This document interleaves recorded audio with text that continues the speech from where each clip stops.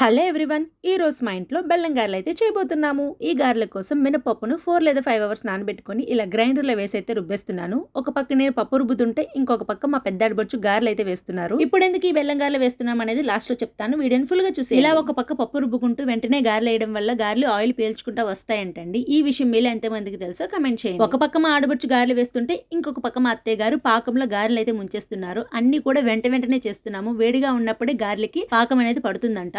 బెల్లం గారెలు వేసేసిన తర్వాత అవన్నీ పట్టుకొని మేమందరం కలిసి ఒక ఆటో అయితే బుక్ చేసుకుని మా చిన్నాడబొచ్చు వాళ్ళ ఇంటికి అయితే వెళ్ళిపోతున్నాము. ఇక్కడ ఎవరెవరు వెళ్తున్నామంటే మా అత్తయ్య గారు, ఇంకా మా పెద్ద ఆడబొచ్చు, మా అమ్మగారు, నేను, ఇంకా మా చిట్టి తల్లి. ఇంకా మేమందరం కలిసి మా చిన్నాడబొచ్చు వాళ్ళ ఇంటికి అయితే వచ్చేసాము. వీళ్ళు ఉండేది 3rd ఫ్లోర్ లో అనమాట. అందుకే అందరం కలిసి స్టెప్స్ ఎక్కుతున్నాము. ఇంకా మేము వెళ్ళిన కొద్దిసేపటికే మా అక్క కూడా వచ్చేసారు. అదేనండి మా తోటికోడలు అనమాట.